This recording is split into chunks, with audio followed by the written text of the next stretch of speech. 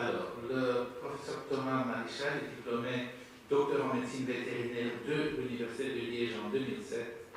Il a réalisé un doctorat en immunologie cellulaire et moléculaire dans le laboratoire du professeur Fabrice Bureau à Liège. Et en 2011, il est allé en postdoctorat chez le professeur Stéphane Galli de l'Université de Stanford, qui a via une bourse de la BAF et une bourse Marie Curie qui lui a permis de réintégrer l'Université de Liège en 2014. Pendant sa période de recherche de thèse et de formation postdoctorale, le docteur Maréchal s'est principalement intéressé aux mécanismes cellulaires moléculaires responsables du développement des réponses allergiques du type 2 à l'origine de l'asthme et de la dermatite atopique. Ces travaux ont été récompensés par de nombreux prix scientifiques. Il a été nommé chercheur qualifié en 2016, investigateur bio 2017. 2019, il reçoit un starting grant du European Research Council et il a créé le laboratoire d'immunophysiologie à l'Institut Giga à Liège. Alors, dans son laboratoire, le professeur Maréchal s'occupe de la biologie des cellules myéloïdes du poumon dans un contexte d'homéostasie et dans le contexte des maladies inflammatoires chroniques du poumon. Il est ailleurs aussi responsable du service de physiologie animale de la faculté de médecine vétérinaire de l'Université de Liège depuis 2019. Alors, en 2022, il a été lauréat du premier Baillet-Latour Biomedical Award et d'un WellBio Advanced Grant. Alors, merci beaucoup pour votre présence. Merci, Monsieur le Président, Monsieur le Secrétaire perpétuel, chers collègues, Mesdames, Messieurs, merci beaucoup de me permettre de vous donner un aperçu des travaux de recherche donc en immunologie fondamentale qui se fait donc dans le laboratoire d'immunophysiologie à l'Institut Giga. Donc notre vision, notre ambition, c'est de pouvoir contribuer au développement de nouvelles thérapies qui ciblent les cellules myéloïdes du poumon, et cela au bénéfice de patients qui souffrent de maladies inflammatoires chroniques pulmonaires. Et je dirais que notre mission en tant que chercheurs fondamentaux, c'est de découvrir les aspects fondamentaux, mécanistiques de la biologie des cellules myéloïdes pulmonaires qui sont requises pour découvrir de nouvelles thérapies et je pense aussi pour éventuellement permettre d'augmenter la qualité de vie de nombreux patients. Alors, une des maladies qui nous intéresse particulièrement, c'est l'asthme. L'asthme actuellement affecte plus de 350 millions d'individus dans le monde. Et l'Organisation mondiale de la santé estime que d'ici moins de 20 ans, un enfant sur deux va souffrir d'asthme ou d'allergie. Donc c'est assez alarmant. Et si on regarde l'évolution de la prévalence de l'asthme au cours des dernières décennies, on voit que dans certains pays, en particulier les pays industrialisés, il y a une augmentation presque exponentielle de cette prévalence. Et donc, comme ça a déjà été indiqué par mon collègue Denis, cette évolution de la prévalence de l'asthme, et c'est la même chose dans les maladies inflammatoires chroniques de l'intestin, ne peut être due à une évolution génétique rapide de l'Homo sapiens, mais nous indique que les changements environnementaux récents sont responsables de cette augmentation de la prévalence. Et donc, dans le laboratoire, on s'intéresse beaucoup à l'effet de facteurs environnementaux. On essaie de modéliser des environnements particuliers chez la souris laboratoire. Et on essaie de comprendre comment ces facteurs environnementaux interagissent avec le système immunitaire de l'hôte et les conséquences que ça peut avoir pour les maladies inflammatoires chroniques. Alors, c'est évidemment une définition très simpliste de l'asthme allergique que je vais vous donner ici, mais il y a néanmoins trois composantes majeures dans cette définition. La première, c'est que c'est une maladie inflammatoire chronique des voies aériennes. Donc, vous voyez cette bronchite asthmatique avec une inflammation exagérée du remodelage, une hypersécrétion de mucus, une hyperréactivité bronchique avec une série de stimuli. Cette pathologie résulte majoritairement d'une réponse inadaptée, inappropriée du système immunitaire à l'encontre de stimuli environnementaux et en particulier à l'encontre d'allergènes comme les extraits d'acariens, les spores de champignons ou encore du pollen. Et le profil cytokinique et les acteurs réacteurs cellulaires qui sont présents lors de cette réponse immunitaire inadaptée sont qualifiés de type 2 ou de TH2, c'est une réponse majoritairement de type 2. Et l'asthme allergique est clairement fortement influencé par l'environnement. Donc, des études épidémiologiques ont montré que certains environnements sont particulièrement susceptibles à induire le développement d'allergies et d'asthme chez les individus. J'en ai présenté 3 ici sur ce slide. Le premier, c'est la pollution atmosphérique. Le deuxième type d'environnement, c'est un environnement considéré comme trop hygiénique, qui est associé à une diminution en fait, de stimulation microbienne de notre système immunitaire. Et une troisième condition pro-asthmatique, pro-allergique, ce sont les infections virales respiratoires dans le jeune âge qui vont prédisposer au développement d'asthme et d'allergie ultérieurement. Donc ça, c'est pour le côté environnement pro-allergique. À côté de ça, d'autres environnements sont connus comme étant plutôt protecteurs à l'encontre du développement de l'asthme. Et un exemple particulier, c'est l'environnement de la ferme, donc ce petit bébé qui est exposé à toute une série de matières fécales, lait cru, microbes, produits microbiens, a peut-être beaucoup de chance qu'il aura moins de risques de développer de l'asthme plus tard dans la vie. Alors dans le laboratoire, on s'adresse en fait aux deux pans, le mauvais pan du système immunitaire et puis les mécanismes protecteurs d'autre part. Donc d'une part, on essaie de comprendre les mécanismes qui sont impliqués dans le développement de l'asthme allergique. Et lors de ma conférence, mon exposé aujourd'hui, je vais me concentrer sur une cellule immunitaire en particulier qui est le neutrophile. Et d'un autre côté, on essaie également de comprendre pourquoi, malgré le fait qu'on soit tous exposés à des endotoxines, à des allergènes, à des polluants, heureusement la majorité des individus ne développent pas d'asthme et est protégée. Cela implique qu'il existe des mécanismes régulateurs, des freins au niveau de la muqueuse pulmonaire. Et dans ce cadre-là, je parlerai un peu des macrophages interstitiels. Alors, je voudrais dès à présent exprimer ma gratitude à mon ancien promoteur de thèse, collègue et ami, le professeur Fabrice Bugot, sans qui, littéralement, tous les travaux que je vous présenterai n'auraient pas été possibles. Donc, commençons par les mécanismes qui sont impliqués dans le développement de l'asthme allergique, et en particulier en lien avec les environnements pro-allergiques, en se focalisant sur le neutrophile. Alors pourquoi le neutrophile, me direz-vous?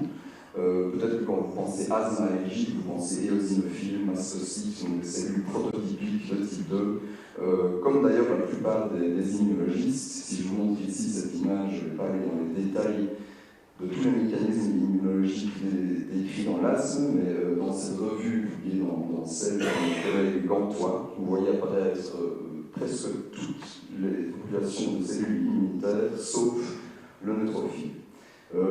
Alors, c'est vrai que les recherches sur le neutrophile dans le contexte d'asthme allergique sont en fait très très peu présentes, et ils sont considérés notamment comme les premiers soldats qui arrivent sur le champ de bataille lorsqu'on est envahi par des pathogènes, mais ils n'ont pas été beaucoup étudiés dans un contexte allergique. Pourtant, si on regarde des patients asthmatiques allergiques et qu'on analyse les cellules inflammatoires que l'on retrouve dans leur expectoration, on qualifie un patient de eosinophilique quand il a plus de 3% d'éosinophile, mais bien souvent il a 50 à 60% de neutrophile. Donc ça la cellule majoritaire dans les voies aériennes. Et il y a une quinzaine d'années, il y a une fonction particulière en fait, de neutrophile qui a été mise en évidence, qui était inconnue jusque-là. C'est leur capacité à littéralement se vider de leur ADN, ou en tout cas en partie, donc à libérer cet ADN du soi dans le milieu extracellulaire sous forme de filet d'ADN complexé à des protéines d'histone, à des peptides antimicrobiens.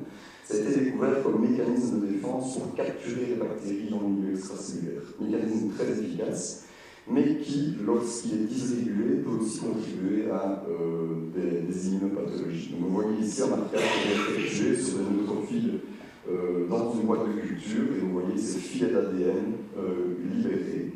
On peut également quantifier et identifier ces nuages orange, vous voyez, c'est pareil, c'est en fait des nets qui sont libérés par les neutrophiles.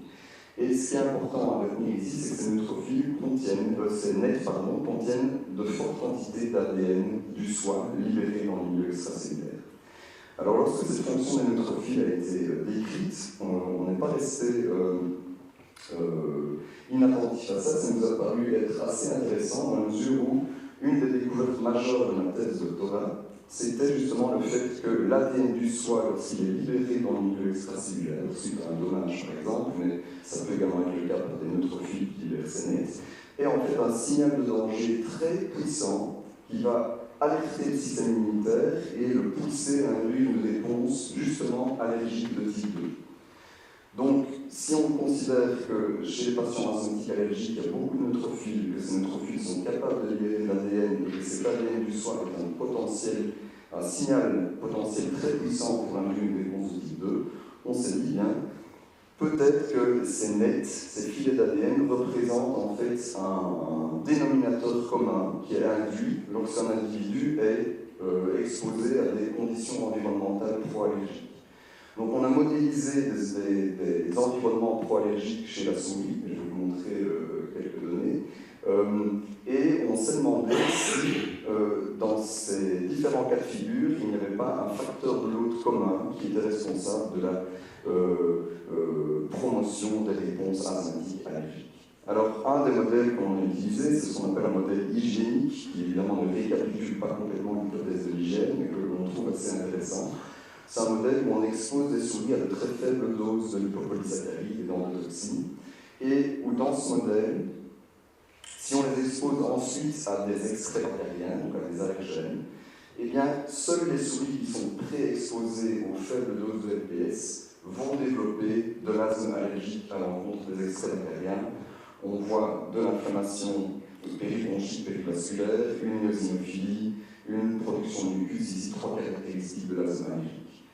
Par contre, si la souris est préexposée à un modèle, à une dose dite non hygiénique de LPS, donc une dose plus élevée de LPS, et bien là, elle ne va plus développer de l'asthme, elle va plutôt être protégée. Et donc, on a une fenêtre en fait de sensibilisation dans ce modèle où les souris, lorsqu'elles reçoivent de très faibles doses de LPS, eh bien, elles sont beaucoup plus susceptibles à développer de l'asthme allergique à l'encontre d'extraits bactériens. Et on a regardé plus en détail les neutrophiles dans ce modèle-là. Donc on a la condition contrôle, on a la condition faible dose pro-allergique et la condition forte dose. On a vu que les neutrophiles qui étaient recrutés dans le poumon suite à cette faible dose de LPS avaient un phénotype particulier, qui surexprime certains marqueurs particuliers. Mais de manière plus intéressante, lorsqu'on isole ces neutrophiles et qu'on les met dans une boîte de culture, ce sont les seuls à libérer ces filets d'ADN, comme vous pouvez le voir ici. Si on prend des neutrophiles qui proviennent d'une souris exposée à une dose protectrice de LPS, il n'y a pas du tout de libération de NET. C'est également le cas dans le poumon. Donc c'est une libération massive de NET dans l'ensemble du poumon suite à cette exposition à une dose faible de LPS que l'on ne voit pas du tout dans un modèle où on administre une plus forte dose. Alors, je vous ai donc partant de cette observation, on a également du coup regardé si des souris qui étaient exposées à d'autres environnements pro-allergiques étaient aussi liées à une libération de NET au niveau de leur poumon. Donc on a utilisé un modèle d'infection virale respiratoire par le virus influenza et également un modèle d'exposition à l'ozone. Et dans les 3 cas de figure, on avait cette détection de NET libérés au niveau des poumons. Alors évidemment, nous avons voulu évaluer plus en détail le rôle joué par ces NET dans le développement de l'asthme allergique. Je vous présente ici simplement l'éosinophilie dans le liquide bronchoalvéolaire comme caractéristique d'asthme allergique. Nous avons évalué d'autres caractéristiques. Et dans chacun des 3 modèles, nous avons utilisé 3 approches distinctes pour soit inhiber la formation de NET, soit les dégrader. Donc on a utilisé des inhibiteurs de la neutrophile élastase, un autre inhibiteur enzymatique ou encore de la DNase qui dégrade les NET. Et en agissant de telle sorte dans les 3 modèles, eh bien, on diminuait de manière substantielle les caractéristiques de l'asthme allergique dans ces modèles. Alors, en collaboration avec le professeur Sebastian Johnson de l'Imperial College de Londres, on s'est également intéressé à savoir si ce mécanisme, si cette libération d'ADN de NET était relevant dans un contexte plus clinique chez l'homme. En Grande-Bretagne, ils peuvent infecter ou inoculer expérimentalement des patients sains et asthmatiques avec le rhinovirus, qu'on ne pouvait pas faire ici en Belgique. Et on a donc un modèle d'exacerbation de l'asthme induit par cette infection avec le rhinovirus. Et donc dans ce modèle-là, nous avons également pu mettre en évidence une libération importante d'ADN dans le milieu extracellulaire, couplé à la neutrophile élastase, donc certainement associée à des nets, et la quantité d'ADN double brun qui était libérée était significativement corrélée à non seulement la réponse de type 2 au niveau des voies aériennes inférieures, au niveau bronchique ici, et avec le score respiratoire, donc avec la sévérité de l'exacerbation. Plus il y a d'ADN libéré au niveau des voies supérieures et plus l'exacerbation du voie inférieure va être importante, ce qui nous laisse à penser que ce mécanisme pourrait être en effet impliqué dans l'asthme et que les neutrophiles ont un rôle bien plus important que ce que nous avons cru jusqu'à présent.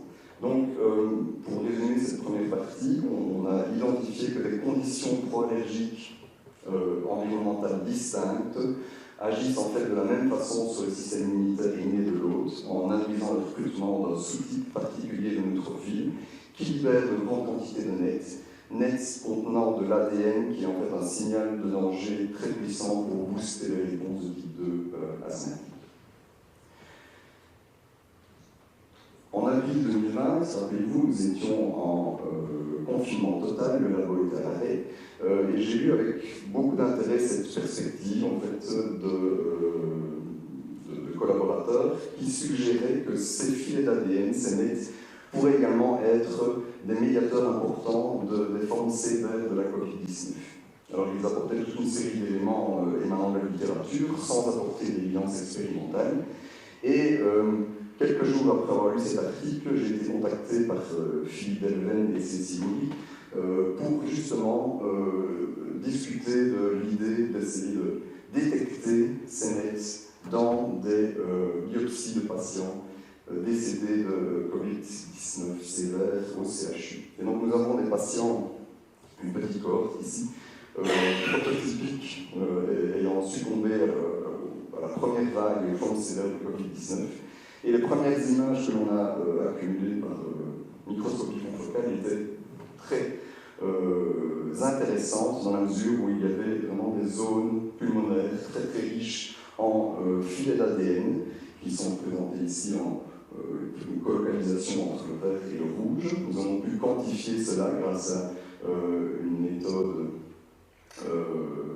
par microscopie et on a trouvé que les nets étaient présents en grande quantité dans 4 patients ici sévères de Covid-19 et que l'on ne retrouvait pas ces nets dans d'autres patients qui étaient également admis, qui avaient été admis à l'hôpital mais qui étaient décédés d'une autre cause. Et donc on a caractérisé ces zones riches en nets dans les différentes sections de poumons que l'on a analysées et on s'est rendu compte que les nets en fait infiltraient différents compartiments du poumon, que ce soit le milieu interstitiel, les voies aériennes ou encore les thrombies, donc dans les vaisseaux sanguins.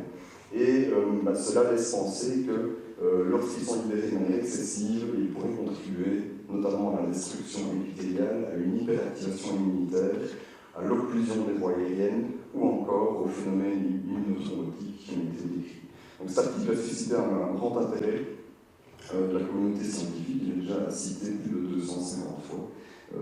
Et je sais par ailleurs qu'il y a certains essais cliniques qui ont été effectués justement via l'utilisation du DNase comme moyen de dégrader les nets dans les formes sévères.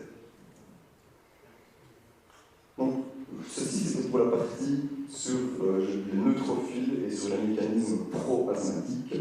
Je m'intéresse également aux mécanismes protecteurs qui se trouvent au niveau de la muqueuse pulmonaire.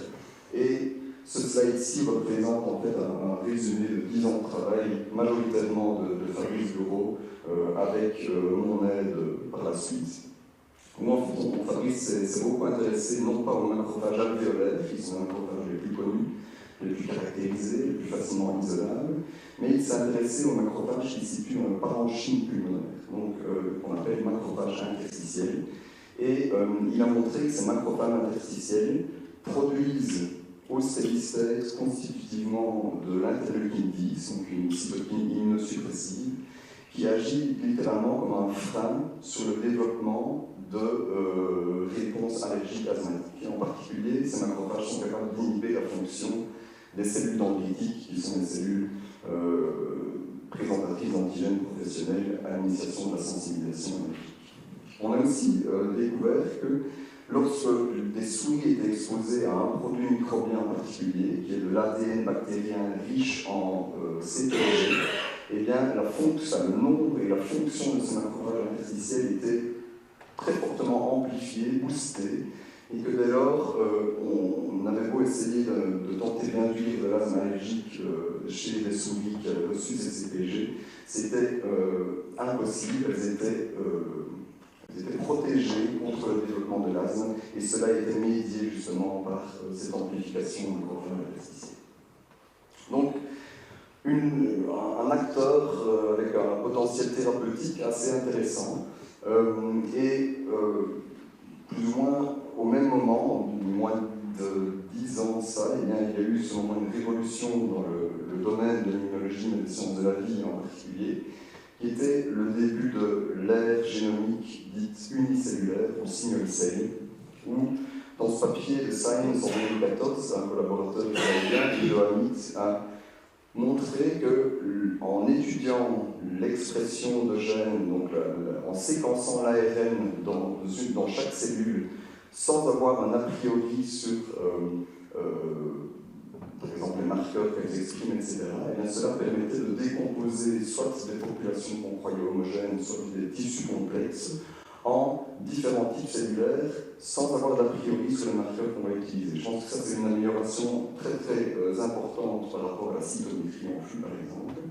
Et nous, on s'est dit, étant convaincus du potentiel de cette technologie, on s'est dit, tentons d'appliquer ce single cell RNA sequencing sur la population de macrophages interstitiels et voyons ce que ça va donner. Donc cela était le début de mon projet ERC Starting, dans lequel toute une série de chercheurs brillants ont contribué. Et comme sur le principal component analysis qu'on a vu lors du premier exposé, sur ce schéma ici que vous avez à votre gauche, chaque point représente une cellule, et c'est en fait une représentation en 2 dimensions de l'expression de milliers de gènes par chaque cellule. Et donc plus les cellules sont séparées, plus elles sont distinctes d'un point de vue transcriptionnel. Et sur cette base, on a pu identifier 2 sous-populations majeures de macrophages interstitiels. Et on a pu aussi, grâce aux gènes qu'elles exprimaient, identifier des marqueurs qui nous permettent de les distinguer l'une de l'autre, notamment le CD206. La même année, donc c'est en 2019, un autre groupe a publié un autre article dans Science qui en fait rapporte globalement les mêmes résultats que nous, le fait qu'il y a 2 sous-populations majeures de macrophages interstitiels, non seulement dans le poumon, mais dans d'autres tissus.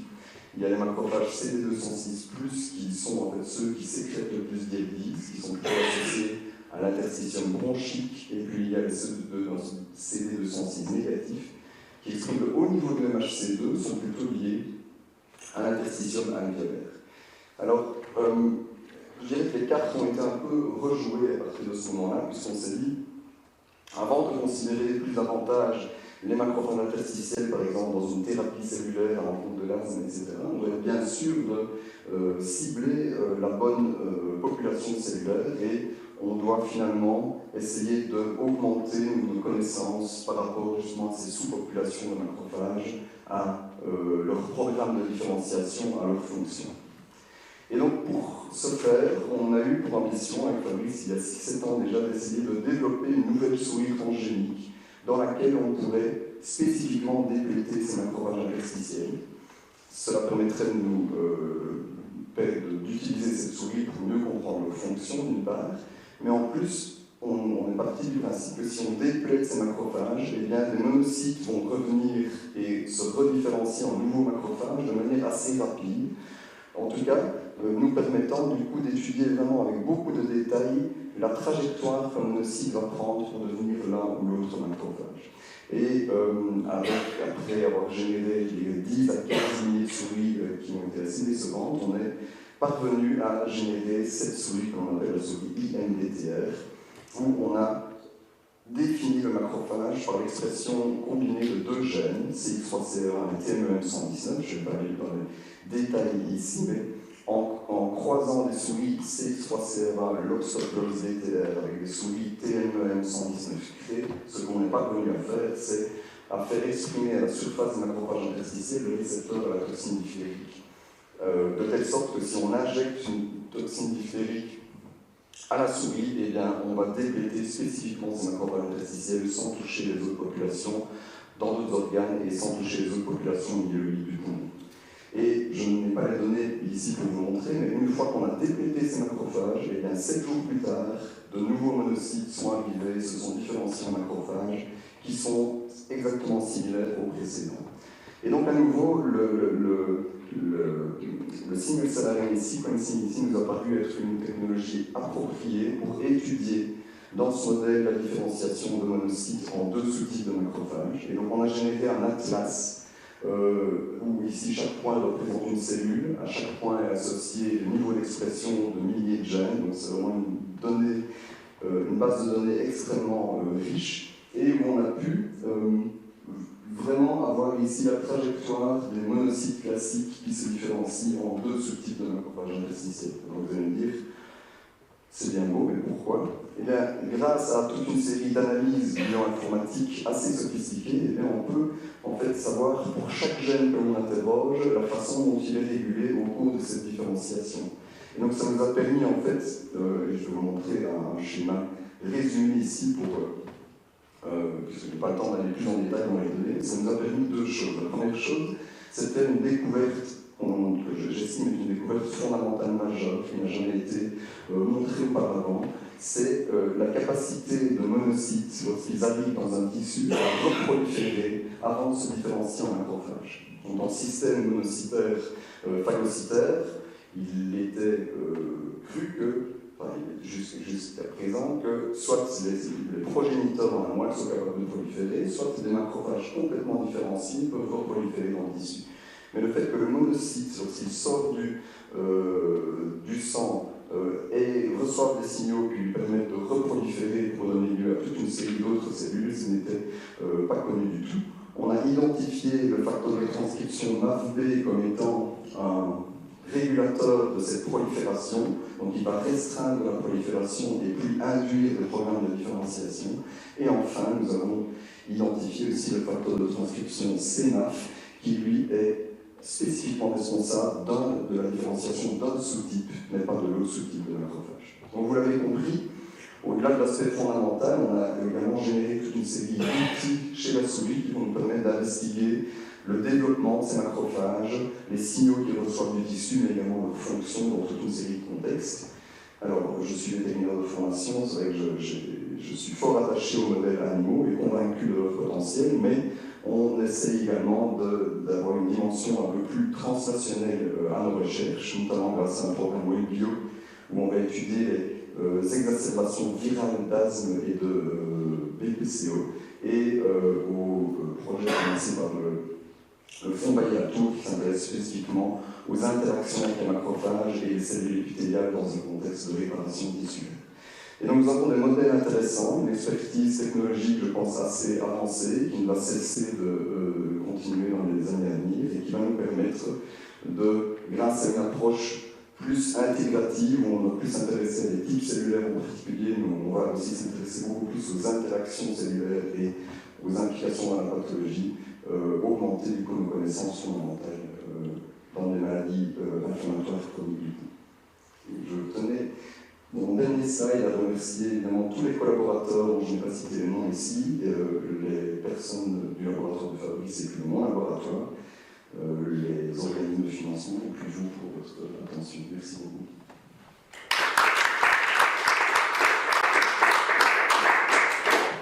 Merci beaucoup pour cette conférence très passionnante. Alors, on commence par les questions de la salle. Pierre Pouly. Merci beaucoup. La partie neutrophile nétose, qu'est-ce qui se passe en aval? C'est des interférents type 1 et avec des possibilités thérapeutiques là, d'intervention, ou bien c'est autre chose, ou bien on ne sait pas? En aval de la libération de NET, donc bon, je pense que les interférons type 1 il y a une forte signature interféron type 1 qui est présente. Ma compréhension actuelle et les données qu'on a suggèrent qu'un environnement riche en interféron type 1 va plutôt avoir un effet sur la libération des NET, donc c'est plutôt en amont. En aval, il y a différentes hypothèses. Celle qu'on a investiguée un peu plus en détail, c'est le fait que cet ADN va être détecté par des senseurs d'ADN de type des senseurs cytoplasmiques comme STING par exemple. Donc je pense que la voie STING était très impliquée et si je fais un lien avec le Covid, a d'ailleurs été fort impliqué dans justement les formes sévères de Covid-19. Donc en effet, le sensing de cet ADN, je pense que joue un rôle important en aval. Il y a d'autres éléments liés plutôt à la neutrophile-élastase, par exemple, qui peut elle aussi avoir des effets en elle-même. Donc il n'y a pas que l'ADN, même si je suis biaisé par l'intérêt de l'ADN extracellulaire. Merci. Professeur Casimir. Merci beaucoup pour cet exposé passionnant. J'avais une question qui rejoignait un petit peu la question que j'avais posée à notre premier orateur par rapport à la différence sexuelle, dans la mesure où, si on prend l'asthme grave, par exemple, qui représente 4% à tout âge des patients, il y a 5 fois plus de femmes, ou de femelles, je dirais, si on parle des tout petits-enfants.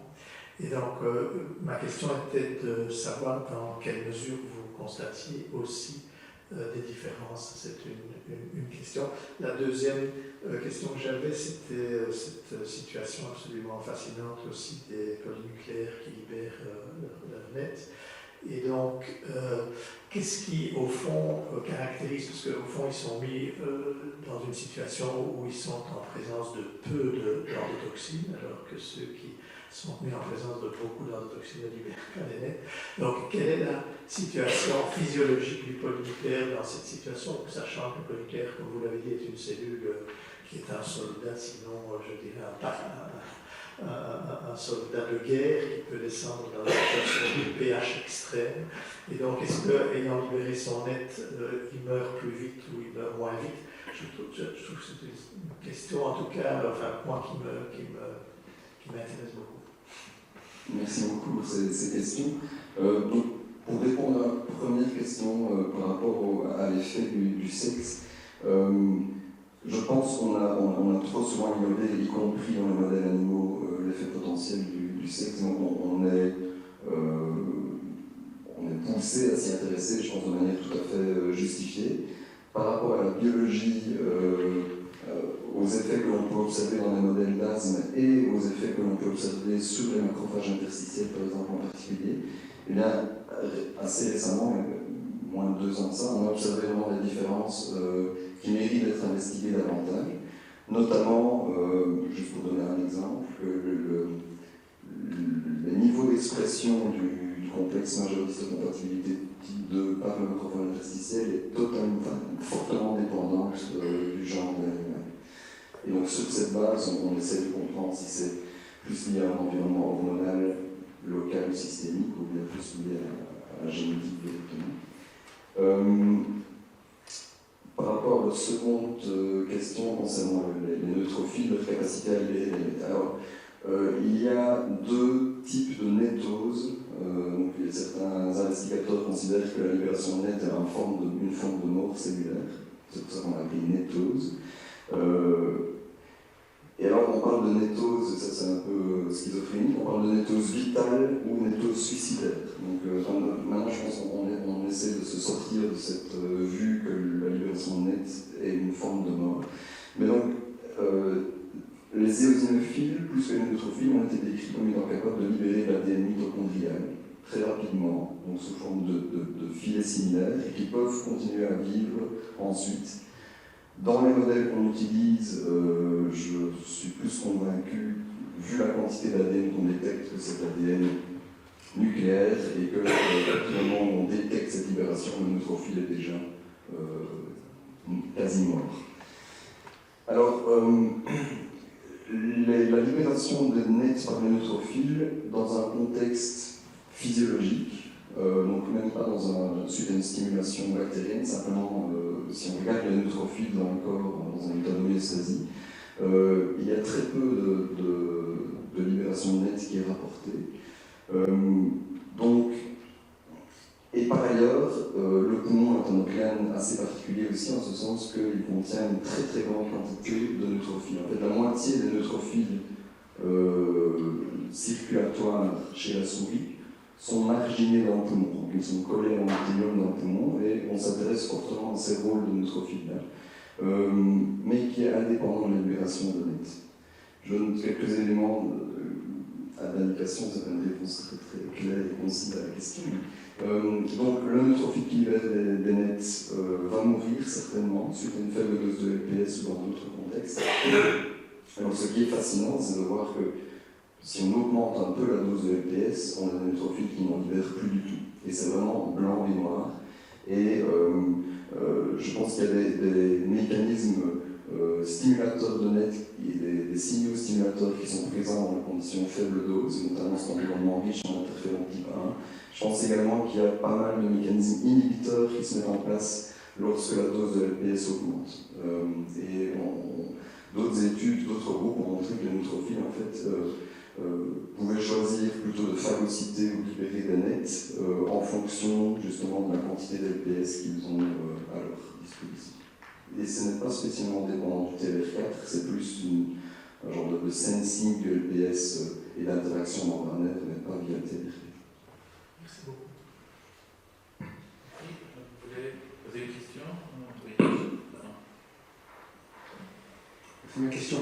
Sur l'épidémiologie de base de l'asthme, vous avez suggéré au début de votre exposé que si on passe son enfance à la ferme, on peut peut-être avoir une protection vis-à-vis de l'asthme, je suppose par induction de tolérance. Et vous nous montrez ensuite que c'est dose dépendant et qu'on peut passer de la tolérance à l'allergie selon la dose. Qu'est-ce que disent les études épidémiologiques là-dessus? Alors, les études épidémiologiques nous disent que, en fait, il y a deux types de tolérance à considérer. Je pense qu'il y a la tolérance vraie, liée à l'induction d'immunité adaptative spécifique à l'encontre de lymphocytes régulateurs. Et puis, il y a cette tolérance ou ignorance innée qui, elle, va dépendre du coup plus de l'immunité innée que de l'immunité adaptative. En ce qui concerne la tolérance médiée par des lymphocytes T régulateurs ou d'autres mécanismes adaptatifs, il a été montré qu'elle peut être, il y a une certaine plasticité dans cette tolérance malgré tout, et qu'elle peut être modifiée en cours de vie en fonction justement de l'exposome. Donc ce n'est pas acquis à vie si dans le jeune âge il y a eu un environnement particulièrement protecteur. Donc ça peut évoluer. Et c'est en fait la même chose avec les mécanismes immunitaires innés. Je pense que même s'il y a une certaine mémoire innée, une certaine éducation du système immunitaire qui va se faire, elle va toujours être sujette à